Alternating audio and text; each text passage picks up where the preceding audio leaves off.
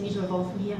I think there's a great disparity in the title of CIO. So there can be a person who manages a small area to a very large organisation. So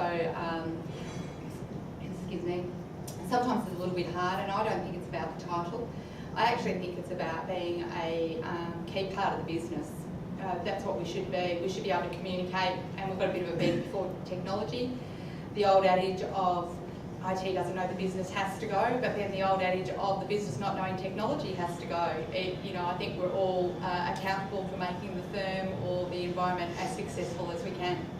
And so we should have the key deliverables, the strategy, and fully integrated and accountable as such. So I really see any leader, whatever the title is, that you've got the same sort of KPIs, same sort of drive forces. I work in professional services at William Buck, so there's the fee earners and the fee burners. Lucky my name's Fee, which I'm a fee burner, and but we also show our value, and I think there's opportunities for us to be involved in that actual fee earning capability, which is a bit of a surprise to them when you say, well, why wouldn't you use our team as consulting services, and the things that we're doing internally that are a bit funky, why wouldn't you share those with your clients? So it is that different mindset, but I certainly see that that's where we need to be, and we need to break that cycle of that we're only technology as well. And I think a lot of people are. It's just convincing everybody else.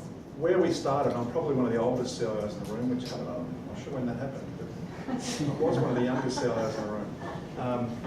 We were technical CIOs. We went through that evolution. It's only 15 years the CIO role's been around. We were technical CIOs. We were the font of all technical knowledge. That moved on to business CIOs, and technical CIOs were deemed by the word control. We were about controlling the assets, and we were about protecting the organisation from themselves. Then we moved into the business CIO, which is probably where we're near the end of right now, where it was about alignment. And now we're heading towards a phase of digital CIO. Now the problem is, there's two problems here. Most CIOs are not CIOs, and I'm on the other side reviewing CIOs. I'd say 10% of CIOs are CIOs.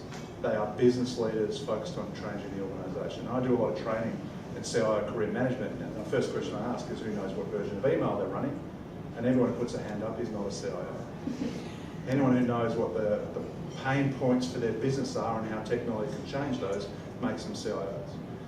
So we're entering this phase of digital CIO, and MYOB, for instance, I run my business on MYOB. I don't know where it is. I don't care where it is anymore. It just works really easily, and it prints out my invoices and automatically emails them. I don't know where it goes. As long as it works, I don't care. As a digital CIO, I think I've talked to a few of you before we came in, we're at a T-junction. The CIO role has lost credibility, and I love your introduction, how we're well connected, and we're not. As a community, we are going down in credibility levels across the board. Now, there are some substantial one-off people that are doing very, very well. But as a whole, I think we're at a T-junction. We either go left and we die, or we turn right and we become the CMO. And this is an interesting conversation I had with Ash, one of the senior guys in the room, that if we let the CMO evolve and take control, we're dead. Because they just don't need us anymore. We are going back to being the technical CIO, being about control, about being service. So I think we're at a significant inflection point, and they're the evolution of where we end. And if we don't do something as a community, which we don't do much as a community, I think the CIO job is dead. Title or separate, the job is dead.